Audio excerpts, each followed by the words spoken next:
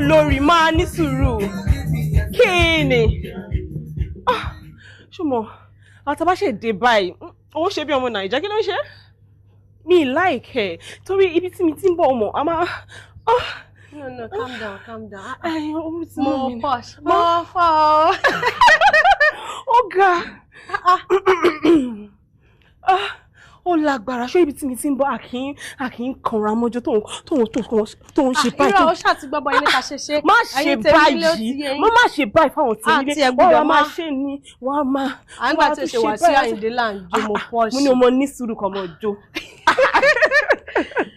Ẹ̀yin tèmi nílé akúdédé àsìkò yìí mo lérò wípé Sátidé yín lọ sẹ́m gbogbo ẹ̀ ṣe kíni gbogbo ẹ̀ ń sùn. Àmọ́ ẹyẹ tẹ́ ṣẹ̀ṣẹ̀ wò tán yẹn òun náà la máa fi bẹ̀rẹ̀ ìyẹn tí Chief Kẹ́hìndé Atáyéṣe tí ìlú Ṣìmáwá tí wọ́n ṣẹ̀ṣẹ̀ jẹ oyè Atáyéṣe.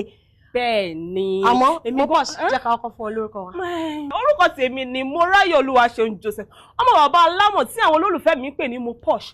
Àwọn tó wá tún dá mi mọ̀ délé wá tún ní mo ti ráyọ̀. Ẹ káàbọ̀ sórí ó wà ń bẹ extra.